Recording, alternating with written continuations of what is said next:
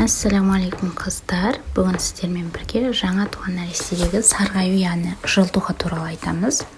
Жалпы нәрестенің сарғаюы бұл айы күні жетіп туған балаларда 60% болады, ал шала туған балаларда 80%-ға кездеседі. Терісі, көзінің іші, аузының ішкі жағы, ішкі қуысы сарғайып көрінеді. Ешқашан ұмытпаңыздар, жылтуға 21 күнге дейін ғана норма. Егер 21 күн ішінде кетпесе, уже сіз тревога жасау керексіз. Билирубиннің уровенін білу керек, ол үшін венадан қан тапсырады. Егер тіркелген жеріңізде поликлиникада болса, ол тегін. Егер платный тапсыратын болсаңыз, алимқа немесе инвивоға барып тапсыруға болады. Мынау Google'дан қарағаным, Алматы бойынша 2300 теңге тұрады. Егер баламен сыртқа жүргің келмейді десеңіз, үйге шақыртуға болады. Ол кезде дополнительно ақша төлеу керек болады.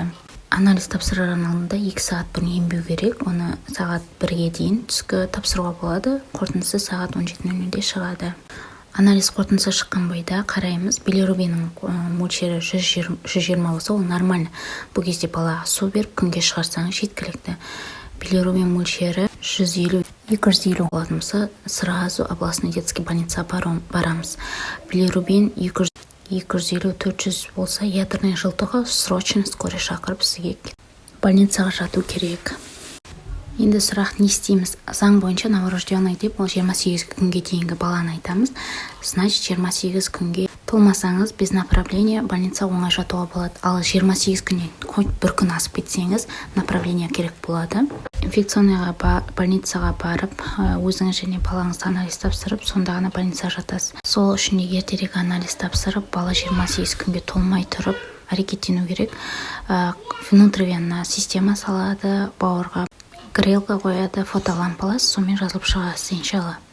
Қазір терезе алдына жатқызып қоямыз. Бұл терезе алдына жатқызу ешқандай пайда бермейді, себебі қазір терезелер ультрафиолет өткізбейтін терезелер.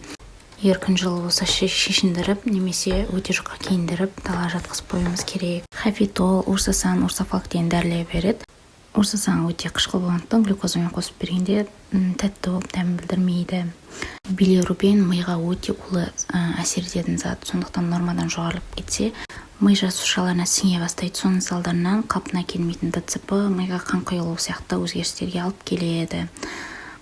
Видео ұнаса лайк басып тіркелеміз. Соңына дейін көргендеріңізге рахмет. Келесі тақырып қандай болатынын астына жазып кетсеңіз болады.